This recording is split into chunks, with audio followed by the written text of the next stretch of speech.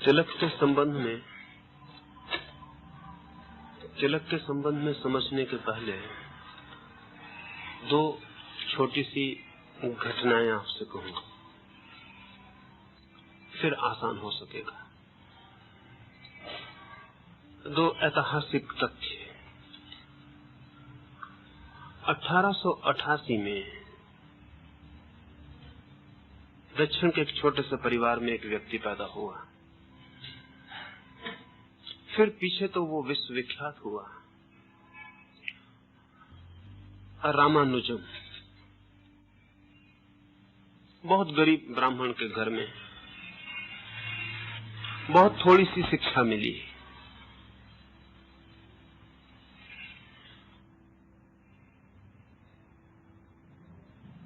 लेकिन उस छोटे से गांव में ही बिना किसी विशेष शिक्षा के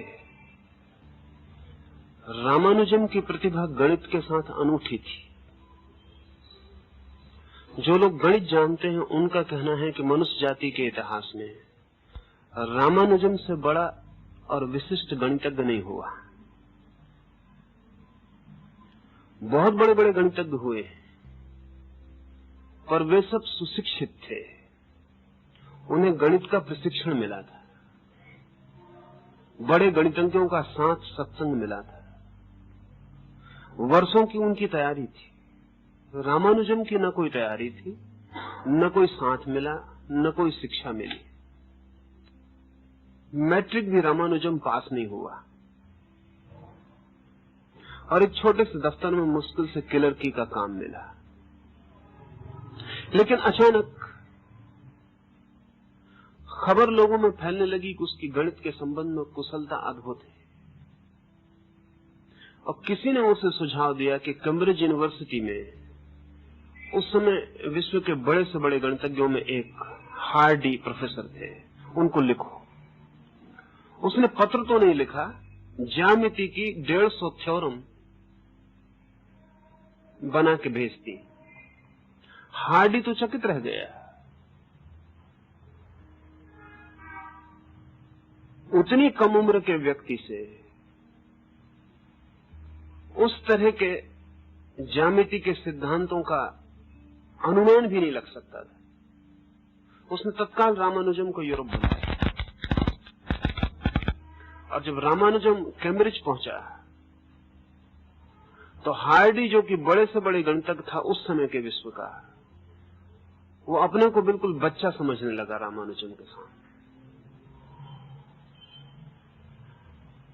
रामानुजम की क्षमता ऐसी थी जिसका मस्तिष्क से संबंध नहीं मालूम पड़ता है।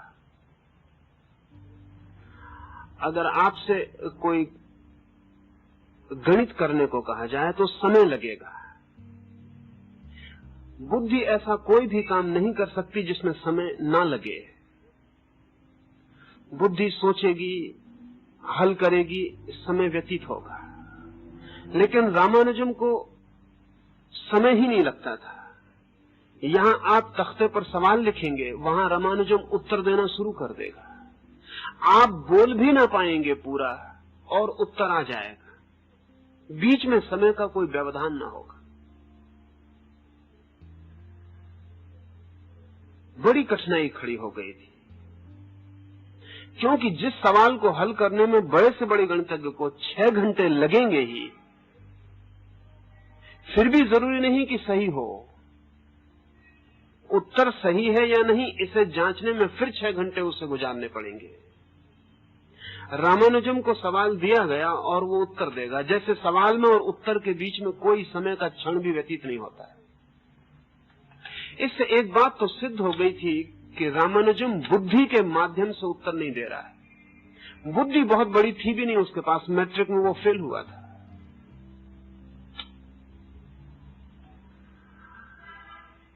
कोई बुद्धिमत्ता का और लक्षण भी ना था।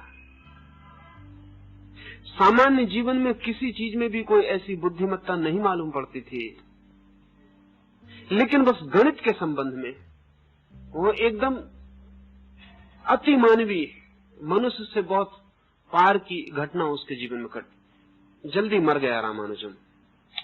उसे क्षय रोग हो गया, वो 36 साल की उम्र में मर गया। जब वो बीमार होकर अस्पताल में पड़ा था तो हार्डी उसे और 2-3 गणितज्ञ मित्रों के साथ देखने गया। उसके दरवाजे पर ही हार्डी ने कार रोकी और भीतर गया। कार के पीछे का नंबर रामानुजम को दिखाई पड़ा तो उसने हार्डी से कहा, आश्चर्यजनक है, आपकी कार का जो नंबर है ऐसा कोई आंकड़ा ही नहीं है मनुष्य की गणित की व्यवस्था में, यह आंकड़ा बड़ा खूबी का है। उसने 4 विशेषताएं उस आंकड़े की बताई। रामानुजम तो मर गया, हार्डी को 6 महीने लगे वो पूरी विशेषता सिद्ध करने में। वो जो 4 उसने विशेषताएं उस आंकड़े की बताई थी आकस्मिक नजर पड़ गई थी। हार्डी को 6 महीने लगे तब भी वो 3 ही सिद्ध कर पाया, चौथी असिद्ध रह गई बात। हार्डी वसीयत छोड़कर मरा कि मेरे मरने के बाद वो चौथी की खोज जारी रखी जाए, क्योंकि रामानुजम ने कहा है तो वो ठीक तो होगी ही। हार्डी के मर जाने के 22 साल बाद वो चौथी घटना सही सिद्ध हो पाई, तो उसने ठीक कहा था। उस आंकड़े में ये खूबी है। रामानुजम को जब भी ये गणित की स्थिति घटती थी तब उसके दोनों आंखों के बीच में कुछ होना शुरू हो जाता था। उसकी दोनों आंखें पुतलियां ऊपर चढ़ जाती थी। योग जिस जगह रामानुजम की आंखें चढ़ जाती थी उसको तृतीय नेत्र कहता है, उसको तीसरी आंख कहता है। और अगर वो तीसरी आंख शुरू हो जाए, तीसरी आंख सिर्फ उपमा की दृष्टि से, सिर्फ इस ख्याल से कि वहां से भी कुछ दिखाई पड़ना शुरू होता है, कोई दूसरा ही जगत शुरू हो जाता है। जैसे कि किसी आदमी के मकान में एक छोटा सा छेद हो, वो खुल जाए और आकाश दिखाई पड़ने लगे, और जब तक वो छेद न खुला हो तो आकाश दिखाई न पड़ रहा हो। करीब करीब हमारी दोनों के आंखों के बीच में जो भ्रूमध्य जगह है, वहां से वो छेद है जहां से हम इस लोक के बाहर देखना शुरू कर देते हैं। एक बात तय थी कि जब भी रामानुजम को कुछ ऐसा होता था तो उसकी दोनों पुतलियां चढ़ जाती थी। हार्डी नहीं समझ पाया, पश्चिम के गणितज्ञ नहीं समझ पाए, और अभी गणितज्ञ आगे भी नहीं समझ पाएंगे। एक दूसरी घटना और तब मैं आपको तिलक के संबंध में कुछ कहूं, तब आपकी समझ में आना आसान होगा, क्योंकि तिलक का संबंध उस तीसरी आंख से है। 1945 में एक आदमी मरा अमेरिका में, एडगर कायसी। 40 साल पहले 1905 में वो बीमार पड़ा और बेहोश हो गया और 3 दिन कोमा में पड़ा रहा। चिकित्सकों ने आशा छोड़ दी और चिकित्सकों ने कहा कि हमें इसे कोमा के बाहर, बेहोशी के बाहर लाने का कोई उपाय नहीं सूझता, और बेहोशी इतनी गहन है कि अब ये शायद ही वापस लौट सके। तीसरे दिन सारी आशा छोड़ दी गई, सब दवाइयां, सब इलाज कर लिए गए, लेकिन होश का कोई लक्षण नहीं था। तीसरे दिन शाम को चिकित्सकों ने कहा कि अब हम विदा होते हैं, क्योंकि अब हमारे बस के बाहर है, एक 4-6 घंटे में युवक मर जाएगा, और अगर बच गया तो सदा के लिए पागल हो जाएगा, जो कि मरने से भी बुरा सिद्ध होगा, क्योंकि इतनी देर में इसके मस्तिष्क के जो सूक्ष्म तंतु हैं वो विसर्जित हो रहे हैं, डिसइंटीग्रेट हो रहे हैं। अचानक चिकित्सक हैरान हुए, वो जो बेहोश कायसी पड़ा था बोला। वो बेहोश था 3 दिन से, वो बोला जैसे कि कोई गहरी नींद से अचानक बोल उठे। हैरानी और ज्यादा हो गई क्योंकि उसका कोमा जारी था, उसका शरीर अभी भी पूरी तरह कोमा में था। उसके हाथ में आप छुरी भी भोंक दें तो पता नहीं चलती थी, लेकिन वाणी आ गई और कायसी ने कहा कि शीघ्रता करो, मैं एक वृक्ष से गिर पड़ा था और मेरी रीढ़ में पीछे चोट लग गई है, और उसी चोट के कारण मैं बेहोश हूं, और अगर 6 घंटे मुझे ठीक नहीं किया गया तो बीमारी का जहर मेरे मस्तिष्क तक पहुंच जाएगा। फिर मेरा जिंदा बचने का कोई अर्थ नहीं। और इस नाम की जड़ी बूटियां ले आओ और उनको इस तरह से तैयार करके मुझे पिला दो, मैं 12 घंटे के भीतर ठीक हो जाऊंगा। और कायसी फिर बेहोश हो गया।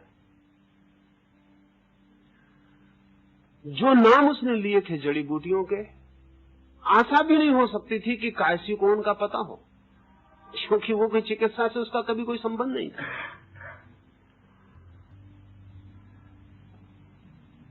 चिकित्सकों ने कहा और तो करने का कोई उपाय नहीं है, ये निपट पागलपन मालूम पड़ता है, क्योंकि ये जड़ी बूटियां इस तरह का काम करेंगी ये हमको भी पता नहीं। लेकिन जब कोई उपाय ना हो तो हर्ज कुछ भी नहीं। वे जड़ी बूटियां खोजी गई, जैसा बताया था कायसी ने वैसा बना के उसे दिया गया। 12 घंटे में वो होश में आ गए और बिल्कुल ठीक हो गए। और होश में आके वो न बता सका कि उसने ऐसी कोई बात कही थी, या ये दवाइयों के नाम भी न पहचान सका। वो जो जड़ी बूटियां उसने कही थी कि मैं इनके नाम भी पहचानता हूं, उसने कहा ये हो ही कैसे सकता है, मुझे तो कुछ पता नहीं। और तब एक बहुत अनूठी घटना की शुरुआत हुई। फिर तो कायसी इसमें कुशल हो गया और उसने अमेरिका में 30,000 लोगों को अपने पूरे जीवन में ठीक किया। और जो भी निदान उसने किया वो सदा ठीक निकला, और जो मरीज उससे निदान लिया वो सदा ठीक हुआ, निरपवाद रूप से। लेकिन कायसी खुद भी नहीं समझा सकता था कि उसे होता क्या है। इतना ही कह सकता था कि जब भी मैं आंख बंद करता हूं कोई निदान खोजने के लिए, मेरी दोनों आंखें ऊपर चढ़ जाती। मुझे ऐसा लगता है कि कोई मेरी पुतलियों को ऊपर खींचे जा रहा है, और फिर मेरी दोनों आंखें भ्रू मध्य में ठहर जाती हैं, और तब मैं इस लोक को भूल जाता। फिर मुझे पता नहीं क्या होता है, इसे मैं भूलता हूं, इसका मुझे पता है। दूसरा क्या होता है उसका मुझे कोई पता नहीं। लेकिन जब तक मैं इसको नहीं भूल जाता तब तक वो जो निदान में देता हूं वो नहीं आता है। निदान उसने ऐसे ऐसे दिए कि एक दो निदान सोच लेने जैसे। रॉथस्चाइल्ड अमेरिका का एक बहुत बड़ा करोड़पति अरबपति परिवार है। उसकी एक महिला बीमार थी और कोई इलाज नहीं बचा था, सब इलाज हो गए थे। फिर कायसी के पास उसको लाया गया। कायसी ने एक दवा का नाम दिया अपनी बेहोशी में। हमारी तरफ से हम कहेंगे बेहोशी, जो जानते हैं उनकी तरफ से तो वो हमसे बड़े होश में है, जो जानते हैं उनके लिहाज से तो हम बेहोश हैं। सच तो यह है कि जब तक तीसरी आंख तक ज्ञान न पहुंचे तब तक बेहोशी जारी रहती है। पर हमारी तरफ से कायसी ने आंख बंद की, वो बेहोश हुआ और उसने एक दवा का नाम बताया। रॉथस्चाइल्ड तो अरबपति परिवार था, सारी अमेरिका में खोजबीन की गई, वो दवा कहीं मिली नहीं। कोई ये भी न बता सका कि इस तरह की कोई दवा है भी। फिर सारी दुनिया के अखबारों में विज्ञापन दिया गया कि कहीं से भी इस नाम की दवा। कोई 20 दिन बाद स्वीडन से एक आदमी ने जवाब दिया कि इस नाम की दवा है नहीं। 20 साल पहले मेरे पिता ने इस नाम की दवा पेटेंट करवाई थी, लेकिन फिर कभी बनाई नहीं। वो सिर्फ पेटेंट है, कभी बाजार में आई नहीं। दवा भी हमारे पास नहीं, पिता मर चुके हैं और वो कभी प्रयोग सफल हुआ नहीं। सिर्फ फार्मूला हमारे पास है, वो हम पहुंचा देते। वो फार्मूला पहुंचाएगा, वो दवा बनी और वो स्त्री ठीक हो गई। लेकिन वो दवा कहीं थी नहीं दुनिया के बाजार में जिसका कायसी को पता हो सके। दूसरे एक घटना में उसने एक दवा का नाम लिया, बहुत खोजबीन की, वो दवा नहीं मिल सकी। साल भर बाद अखबारों में उस दवा का विज्ञापन निकला। वो दवा उस वक्त बन रही थी किसी प्रयोगशाला में। जब उसने कहा था तब तक उसका नाम भी तय नहीं हुआ, पर जो नाम उसने साल भर पहले दिया था उस नाम की दवा साल भर बाद बाहर आई और उसी दवा से वो मरीज ठीक हुआ। और कई बार तो उसने दवाएं बताई जो खोजी नहीं जा सकी और मरीज मर गए। वो भी कहता था मैं कुछ कर नहीं सकता, मेरे हाथ की बात नहीं। मुझे पता नहीं कि जब मैं बेहोश होता हूं तब कौन बोलता है, कौन देखता है, मुझे कुछ पता नहीं। मुझमें और उस व्यक्तित्व में कोई भी संबंध नहीं, पर एक बात तय थी कि कायसी जब भी बोलता तब उसकी दोनों आंखें चढ़ गई होती। आप भी जब गहरी नींद में सोते हैं तो आपकी दोनों आंखें जितनी गहरी नींद होती उतनी ऊपर चली जाती। अब अभी तो बहुत से मनोवैज्ञानिक नींद पर बहुत से प्रयोग कर रहे हैं, तो आपकी आंख की पुतली कितने ऊपर गई है इससे ही तय किया जाता है कि आप कितनी गहरी नींद में। जितनी आंख की पुतली नीचे होती है उतनी गतिमान होती है, ज्यादा मूवमेंट होता है, और आंख की पुतली में जितनी गति होती है उतनी तेजी से आप सपना देख रहे होते हैं। यह सब सिद्ध हो चुका है वैज्ञानिक परीक्षणों से।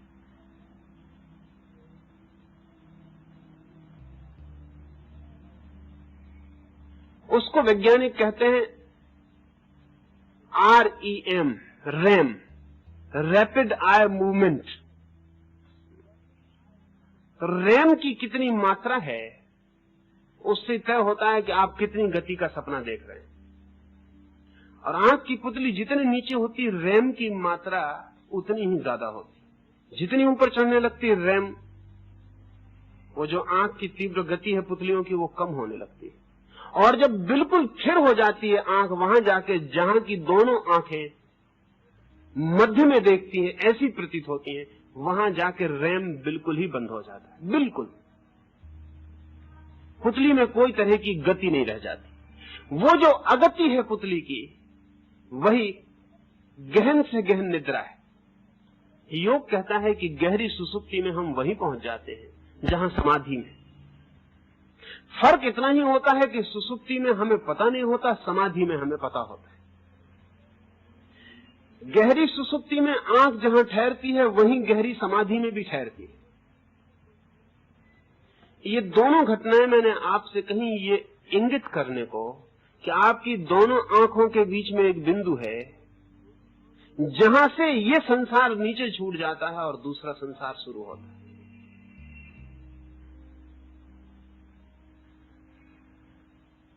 वो बिंदु द्वार है। उसके इस पार जिस जगत से हम परिचित हैं वो है, उसके उस पार एक अपरिचित और अलौकिक जगत है। इस अलौकिक जगत के प्रतीक की तरह सबसे पहले तिलक खोजा गया है। तो तिलक हर कहीं लगा देने की बात नहीं।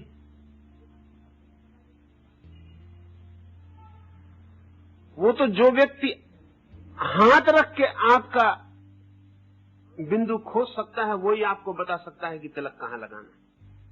हर कहीं तिलक लगा लेने से कोई मतलब नहीं, कोई प्रयोजन नहीं। फिर प्रत्येक व्यक्ति का बिंदु भी एक ही जगह नहीं होता। ये जो दोनों आंखों के बीच तीसरी आंख है, ये प्रत्येक व्यक्ति की बिल्कुल एक जगह नहीं होती। अंदाजन दोनों आंखों के बीच में ऊपर होती है, पर फर्क होते हैं। अगर किसी व्यक्ति ने पिछले जन्मों में बहुत साधना की है और समाधि के छोटे मोटे अनुभव पाए हैं, तो उसी हिसाब से वो बिंदु नीचे आता जाता है। अगर इस तरह की कोई साधना नहीं की है तो वो बिंदु काफी ऊपर होता है। उस बिंदु की अनुभूति से यह भी जाना जा सकता है कि आपके पिछले जन्मों की साधना कुछ है समाधि की दिशा में। आपने तीसरी आंख से कभी दुनिया को देखा है? कभी भी आपके किसी जन्म में ऐसी कोई घटना घटी है? तो आपका वो बिंदु, उसका स्थान बताएगा कि ऐसी घटना घटी है नहीं घटी। अगर ऐसी घटना बहुत घटी है तो वो बिंदु बहुत नीचे आ जाएगा। वो करीब करीब दोनों आंखों के समतुल भी आ जाता है, उससे नीचे नहीं आ सकता। और अगर बिल्कुल समतुल बिंदु हो, दोनों आंखों के बिल्कुल बीच में आ गया हो, तो जरा से इशारे से आप समाधि में प्रवेश कर सकते हैं। इतने छोटे इशारे से कि जिसको हम कह सकते हैं इशारा बिल्कुल असंगत। इसलिए बहुत दफे जब कुछ लोग बिल्कुल ही अकारण समाधि में प्रवेश कर जाते हैं तो हमें लगता है बड़ी अजीब सी बात मालूम पड़ती, जैसे कि ज़ेन साध्वी के जीवन में कथा है। लौटती थी कुएं से पानी भर के, घड़ा गिर गया,